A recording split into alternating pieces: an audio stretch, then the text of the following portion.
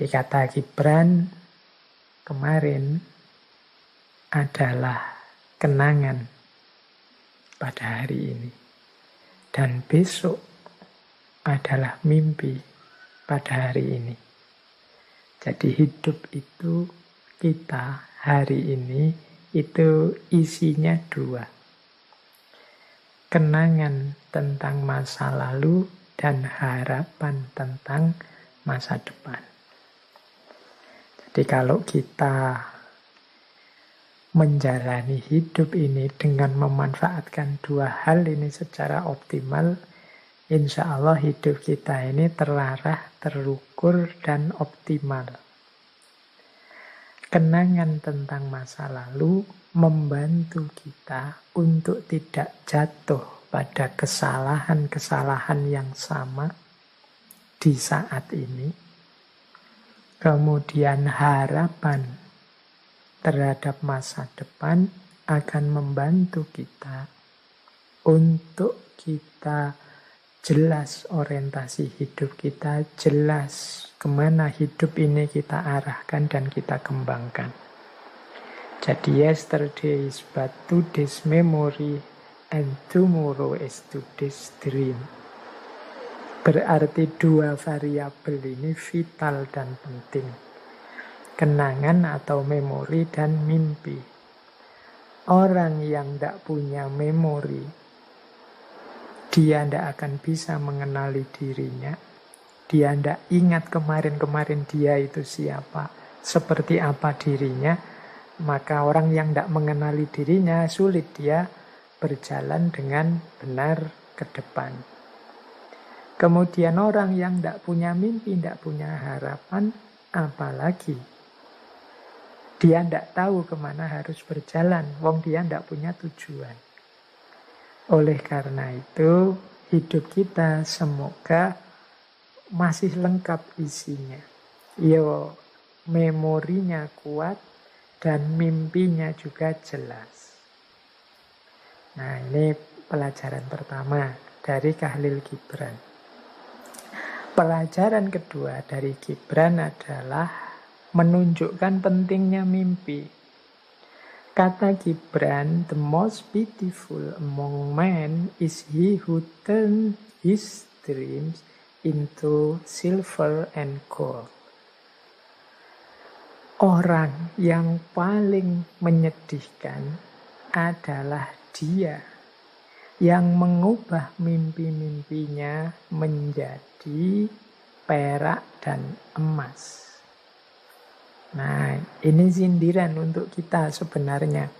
Banyak di antara kita yang melupakan mimpi, menggadaikan mimpi, membuang mimpi kita hanya demi kesenangan sementara. Biasanya untuk kenikmatan-kenikmatan ekonomi. Makanya itu istilahnya silver and gold. Jadi untuk kesenangan hari ini kita lupakan target besar kita yang sudah kita rancang ke depan. Ini bagi Gibran orang yang sangat menyedihkan. Bahkan orang yang most beautiful, paling menyedihkan, paling patut dikasihani. Karena orang yang tidak punya mimpi itu kan orang yang berhenti, tidak berkembang. Mimpinya digadaikan hanya untuk emas dan perak. Nah, semoga kita tidak jadi orang seperti ini. Bukan berarti gold and silver itu tidak penting, bukan berarti ekonomi tidak penting, bukan berarti kesejahteraan tidak penting. Tapi jangan sampai mengalahkan mimpi-mimpi kita. Bahkan harusnya ekonomi, emas, perak itu jadi kendaraan kita untuk mewujudkan mimpi, bukan sebagai pengganti mimpi-mimpi kita. Nah, ini pelajaran dari Khalil Gibran. Yang ketiga, aku lebih suka menjadi seorang pemimpi di kalangan orang-orang yang rendah hati, yang punya visi untuk diwujudkan dibandingkan menjadi penguasa, pemimpin di kalangan orang-orang yang tidak punya mimpi dan keinginan. I prefer to be a dreamer among the humblest with vision to be realized than Lord among those without dreams and desires. Aku lebih milih jadi pemimpi di kalangan orang-orang biasa tapi punya visi untuk diwujudkan daripada jadi pemimpin penguasa orang-orang yang tidak punya mimpi dan keinginan. Kita jadi pemimpin tapi di tengah orang-orang yang tidak punya mimpi, tidak punya keinginan. Itu kita akan sangat berat. Kita tidak mungkin bisa menggerakkan mereka untuk berkembang, untuk lebih baik, untuk produktif. Mending jadi pemimpi di tengah orang biasa yang punya visi untuk diwujudkan. Jadi pemimpi itu kan maksudnya orang yang punya target besar. Meskipun tidak punya modal besar, among the humblest, orang-orang biasa saja, tapi punya visi. Orang yang punya visi, punya mimpi, punya cita-cita, ini pasti punya semangat, punya gairah untuk bergerak. Jadi lebih baik. Sehingga kata Gibran, wis lebih enak jadi pemimpi yang punya visi meskipun di kalangan orang biasa daripada jadi pemimpin di tengah orang-orang yang tidak punya mimpi, tidak punya keinginan. Ini selisih satu huruf antara pemimpi dan pemimpin. Mending jadi pemimpi saja, berarti ada hal yang ingin diwujudkan, ada mimpi-mimpi yang ingin diaktualkan, dibandingkan jadi pemimpin tapi tidak punya mimpi, tidak punya keinginan. Berarti kita akan mandek, tidak bergerak. Nah, ini beberapa dari Khalil Gibran ini menegaskan pentingnya mimpi. Terus beliau juga menyatakan seperti ini. They tell me, if you see a slave sleeping, do not wake him, lest let he be dreaming of freedom. I tell them, if you see a slave sleeping, wake him and explain to him freedom. Mereka bilang padaku, kalau engkau melihat seorang budak tidur, jangan dibangunkan dia, biarkan dia bermimpi tentang kebebasan. Aku bilang pada mereka, kalau engkau melihat seorang budak tidur, bangunkan dia dan jelaskan padanya tentang kebebasan. Nah, pernyataan yang ketiga ini selaras dengan tadi yang kita sampaikan, mimpi jangan biarkan hanya jadi mimpi. Dia harus diupayakan, diwujudkan. Jadi ini kan ada drama yang dibuat oleh Gibran. Jadi orang-orang bilang padaku kalau melihat seorang budak kok tidur, biarkan budak tidur ini, biarkan dia mimpi tentang kebebasan. Karena kasihan, dalam hidupnya yang nyata dia tidak bebas. Kata Gibran malah sebaliknya, bangunkan dia. Kalau engkau lihat budak yang tidur, bangunkan dia dan jelaskan padanya tentang kebebasan. Biar dia bergerak, berjuang untuk mencari kebebasan. Karena apa gunanya mimpi yang berhenti hanya jadi mimpi? Mimpi harus diwujudkan dengan upaya-upaya agar menjadi nyata. Nah, ini quotes dari Khalil Gibran. Dia juga menyatakan begini, he who pass not his days in the realm of dreams is the slave of the days. Ia yang tidak melalui hari-harinya dalam realitas mimpi, dia menjadi budak bagi hari-harinya. Maksudnya apa? Orang yang tidak punya mimpi, orang yang tidak punya cita-cita, hakikatnya dia jadi budak dari situasi sekelilingnya, dari hari-harinya. Umurnya habis, usianya habis, hanya dipakai untuk sesuatu yang tidak jelas targetnya mau kemana, yang tidak jelas arahnya mau kemana. Nah, ini filosofi-filosofi dari Gibran. Ini salah satu ilustrasi saja untuk memahamkan kita betapa pentingnya mimpi. Kita lanjut ya. Kalau tadi sudah Gibran, sekarang Erich Fromm. Nah, ini tokoh filosof psikoanalis kita yang sering kita pakai teori-teorinya, khususnya ketika membahas tentang cinta. Kata Erich Fromm begini, "A dream is a microscope through which we look at the hidden occurrences in our soul." Mimpi adalah mikroskop yang melaluinya kita melihat peristiwa-peristiwa dalam jiwa kita yang tersembunyi. Jadi Erich Fromm ini kan termasuk alirannya psikoanalisis. Meskipun beliau mengkritisi beberapa gagasannya Sigmund Freud. Tapi beliau juga menyatakan bahwa mimpi itu adalah seperti mikroskop. Dia menggambarkan isi jiwa kita yang tersembunyi.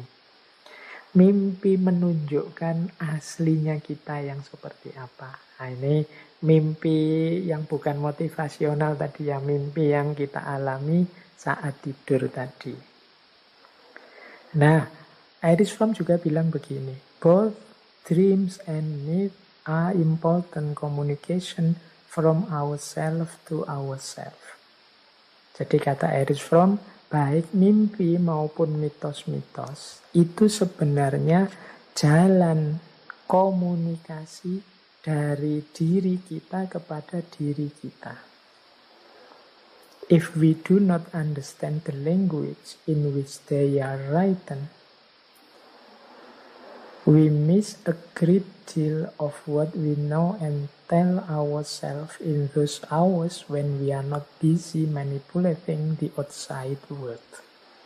Kalau kita tidak paham bahasanya, in which yang tertulis di dalamnya, kita akan melewatkan hal penting yang besar yang harusnya kita tahu tentang diri kita, yang terlewatkan ketika kita sibuk memanipulasi dunia di luar diri kita. Jadi mimpi itu adalah gambaran isi jiwa kita, dan melalui mimpi sebenarnya jiwa kita ingin menyampaikan sesuatu kepada kita.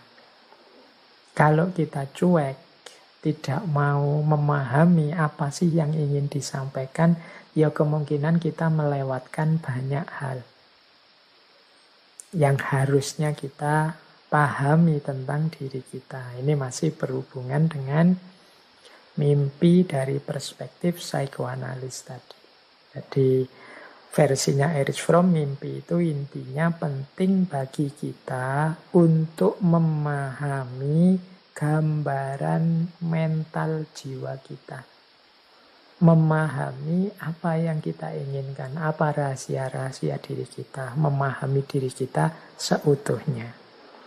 Jadi kalau Khalil Gibran tadi banyak menjelaskan mimpi dari aspek motivasional personal, kalau Erich Fromm menjelaskan mimpi dari aspek psikologisnya. Saya tambah satu lagi dari tadi ya, Paulo Coelho. Dia bilang begini, remember your dreams and fight for them. Ingat-ingatlah mimpi-mimpimu dan berjuanglah untuk mimpi-mimpi itu. You must know what you want from life. Engkau harus tahu apa yang engkau inginkan dalam hidupmu. There is just one thing that makes your dreams become impossible. The fear of failure. Jadi hanya ada satu hal yang membuat mimpimu tidak mungkin, yaitu ketakutanmu sendiri akan kegagalan. Jadi kita hidup harus punya mimpi dan berjuang mewujudkan mimpi itu. Pasti berhasil, karena yang menggagalkan mimpi kita itu hanya satu, yaitu apa? Ketakutan kita sendiri akan kegagalan. Karena kita takut gagal, biasanya terus kita tidak berani bermimpi. Baik, itu beberapa perspektif filosofis tentang mimpi selain yang saya jelaskan di awal-awal tadi. Terakhir, masih ada waktulah kurang lebih 15 menit. Kita ambil beberapa tips ya. Ini lagi-lagi tips motivasional untuk kita bisa bermimpi yang benar dan mewujudkan mimpi yang benar. Jadi ini semacam rangkuman tadi dari berbagai uraian yang saya sampaikan di depan. Ini hal-hal konkret apa yang kita lakukan kemudian sehubungan dengan mimpi dalam rangka kita membentuk diri kita secara positif. Yang pertama, pasti dan tentu saja kita harus punya mimpi. Kita harus berani menentukan apa yang kita inginkan. Kita harus berani bermimpi besar. Kita harus punya target yang besar. Ini yang pertama ini. Kalau mimpi saja tidak berani, ya nanti tidak ada gunanya penjelasan ke belakang ini. Jadi mari menetapkan target tujuan untuk mewujudkan mimpi-mimpi. Mari kita mulai sekarang untuk menghindari distraksi-distraksi yang menjauhkan kita dari mimpi. Orang yang punya mimpi itu kan ibaratnya orang yang jelas target hidupnya. Berarti dia tahu nanti dia mau kemana, tujuannya apa.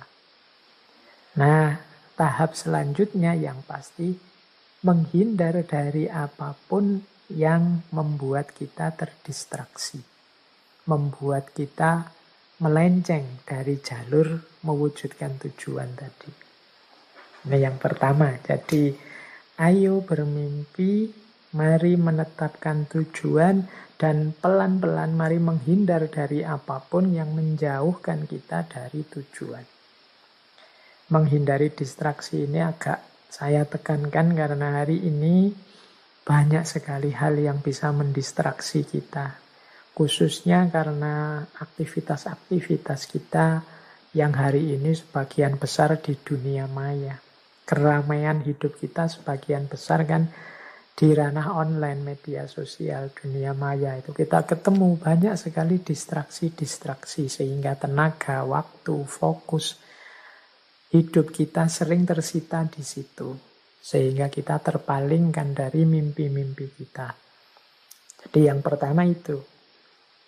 Yang kedua, untuk mewujudkan mimpi-mimpi itu tentu saja harus kita punya rasa percaya diri. Kalau kita tidak yakin mimpi kita bisa terwujud, kalau kita tidak yakin bisa mencapai tujuan, ya pasti tidak bisa terwujud mimpi-mimpi kita. Tidak bisa sampai kita ke tujuan kita. Kita harus percaya bahwa kita mampu, kita bisa.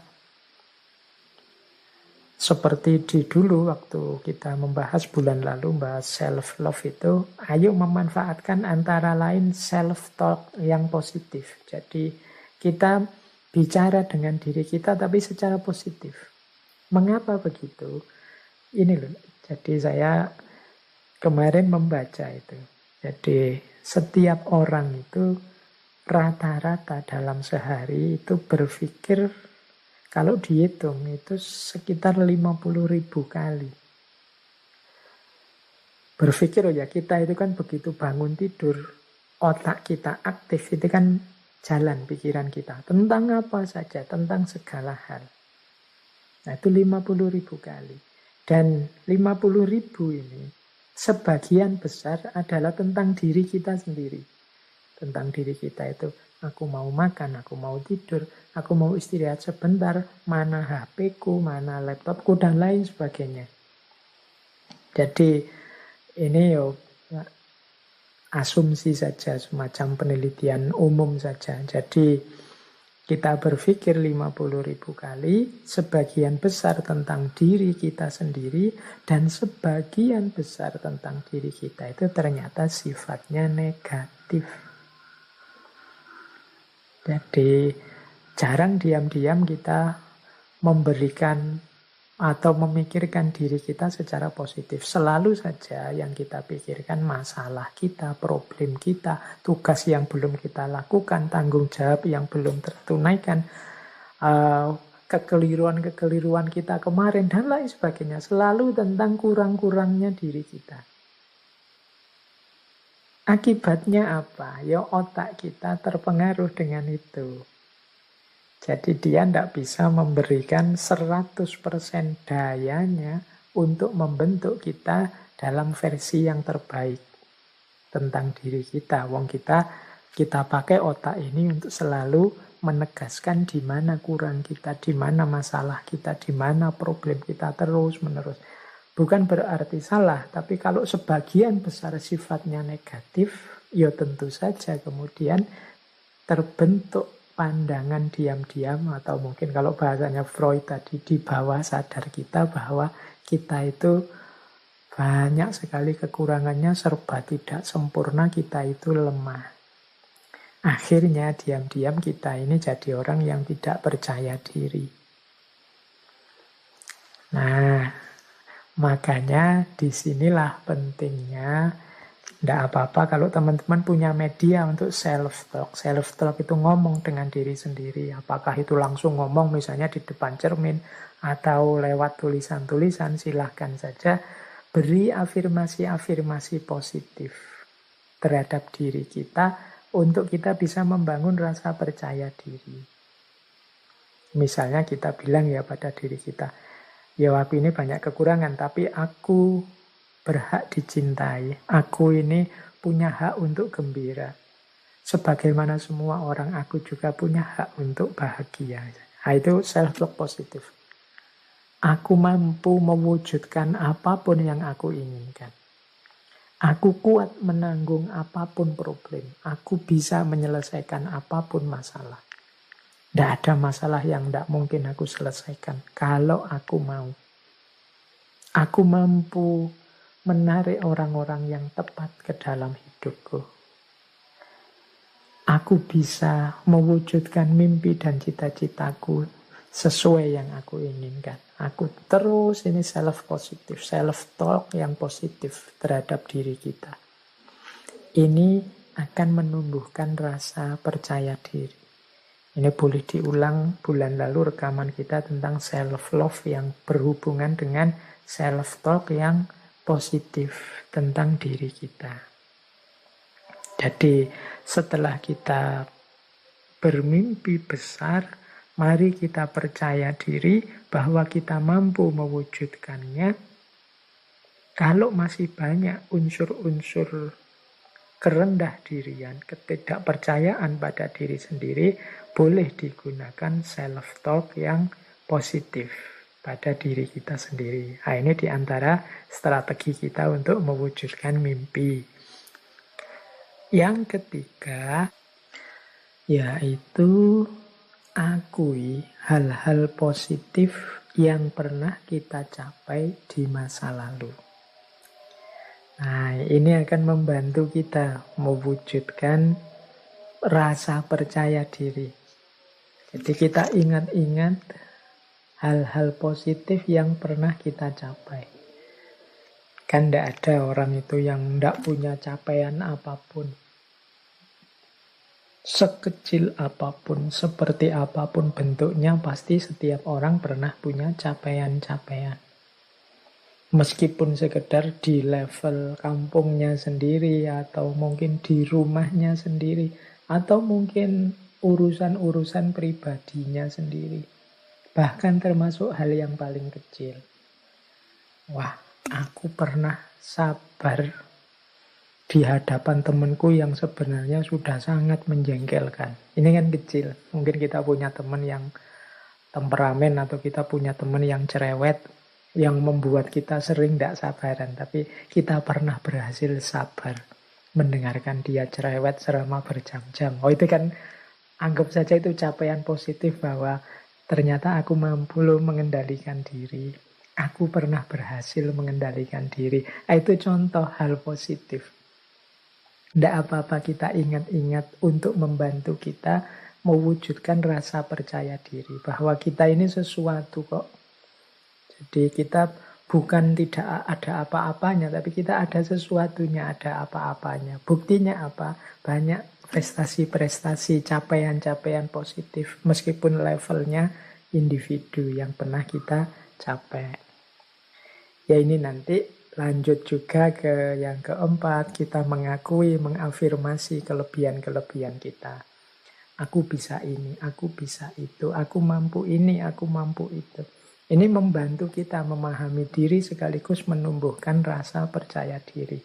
Saya yakin tidak ada satupun orang yang blank sama sekali, tidak punya kemampuan dan kelebihan apa-apa. Setiap orang pasti istimewa. Setiap orang pasti punya kelebihan sesuai yang dia miliki. Hanya saja mungkin dia melupakannya atau tidak menganggap itu sebagai kelebihan. Bisa jadi kan belum tahu, Pak. Kemungkinan sudah tahu, tapi mungkin dia tidak menganggap itu sebagai sebentuk kelebihan. Nah, mari kita bahasakan apapun yang kita bisa sebagai kelebihan. Misalnya, meskipun hal kecil. Saya bisa makan secara serius, Pak. Nah, itu kan juga kelebihan. Saya bisa minum, saya usahakan selalu sambil duduk, tidak sambil berdiri. Meskipun sama orang yang lain sambil berdiri, dan lain sebagainya. Itu bahasakan saja sebagai kelebihan-kelebihan. Dalam rangka membangun rasa percaya diri kita. Nah, selanjutnya ada strategi spesifik yang sering dijadikan tips banyak motivator, yaitu apa? Visualkan tercapainya keinginan kita. Ini pernah saya jelaskan di waktu kita sesi The Law of Attraction. Jadi memvisualkan keberhasilan. Misalnya bayangkanlah teman-teman sedang menerima trofi juara pertama apa dan rasanya gembira sekali. Itu namanya memvisualkan. Bayangkanlah di atas pelaminan berdua dengan orang yang kita cintai dan saat itu kita betapa berbunga-bunga. Keluarga juga begitu gembira melihat kita merestui. Itu namanya memvisualkan dalam pikiran kita. Bayangkan betapa orang kemudian tepuk tangan mengagumi kita saat kita berhasil meraih ini. Dan lain sebagainya. Itu namanya memvisualkan, membayangkan. Nanti aku akan seperti ini. Bayangkan ketika kita sukses tadi ya. Ada cita-cita jadi presiden. Wah kita dilantik di depan MPR. Ditonton orang se-Indonesia misalnya. Visualkan. Ini akan membantu kita menguatkan keinginan kita juga. Ini kalau pakai the law of attraction itu akan menarik apa yang ada di sekeliling kita, mendukung keinginan kita. Nah, yang keenam, tentu saja kerjakan yang sudah kita rencanakan. Jangan diam saja, tadi ada tahapan-tahapannya. Kita cari ilmunya, kita gali potensi kita yang sesuai, kita tetapkan destinasi-destinasi setahap demi setahap, langkah-langkahnya, dan lain sebagainya. Yang nomor 6 ini wajib kita jalankan biar mimpi tidak sekedar mimpi. Kalau kita hanya memvisualkan saja tanpa mengupayakan, tidak melakukan apa saja, terus diam, pasif. Kita mengakui kelebihan kita, terus diam saja. Ya mimpi tetap akan jadi mimpi. Tidak berperan sebagai orientasi dan tujuan. Maka harus kita jalankan, ada upayanya. Yang ketujuh, kita harus terbuka kalau ada kritik dan masukan yang baik, yang produktif dari orang lain. Terbuka itu bukan berarti masukannya orang lain pasti diterima. Tapi monggo kalau ada orang mengomentari kita, mengkritik kita, nanti kita menyesuaikan. Ini cocok enggak, sesuai enggak dengan target dan keinginanku. Jangan jadi orang yang tertutup. Karena kita juga manusia yang terbatas, kadang-kadang yang kita anggap baik, kita anggap excellent, ternyata dalam pandangannya orang lain yang mungkin luput kita lihat, mereka lebih tahu sisi-sisi lemahnya. Nah, itu pentingnya kita untuk selalu terbuka masukan dan kritik dari orang lain. Yang kedelapan, jangan pernah menyerah terhadap mimpi kita. Mungkin banyak kesulitan, mungkin banyak hal-hal yang mendistraksi kita, mungkin banyak masukan-masukan yang membuat kita down. Tapi jangan pernah menyerah. Boleh teman-teman mengambil pelajaran dari banyak tokoh besar dunia siapapun, atau idola-idola teman-teman siapapun yang begitu tekun, begitu pantang menyerah apapun kesulitan hidupnya. Tapi jangan pernah menyerah atas mimpimu. Kalau kata Khalil Gibran tadi kan, jangan mau menukar mimpimu dengan emas dan perak. Yang kesembilan, kalau nanti sukses, syukuri dan rayakan. Jangan dianggap sepi, jangan dianggap biasa. Biar nanti lebih semangat lagi. Wah, ternyata segembira ini sukses. Itu terus berarti ayo target lagi ya. Itu loh ke depannya. Biar lebih semangat. Kalau sudah sukses kok santai saja, ya sudahlah, sudah berhasil sekarang, ya wis. Itu kurang heboh. Kalau kurang heboh mungkin untuk cita-cita selanjutnya kita tidak terlalu semangat lagi. Boleh kita rayakan ya sesuai dengan situasi kondisi kita. Memberi hadiah diri kita sendiri atau berterima kasih pada siapapun yang menurut kita memberi kontribusi. Tidak masalah, kita syukuri, kita rayakan. Dan yang terakhir, tentu saja ketika mimpi-mimpi kita tercapai, terwujud, orientasi hidup kita semoga tidak hanya kesenangan, kenyamanan kita sendiri, tapi juga berbagi manfaat, berbagi maslahat kepada sesama atas capaian atau kesuksesan tersebut. Jadi jangan mengejar senang sendiri, sukses sendiri, berhasil sendiri, tapi juga selanjutnya berpikir apa yang bisa diberikan untuk sesama. Oke.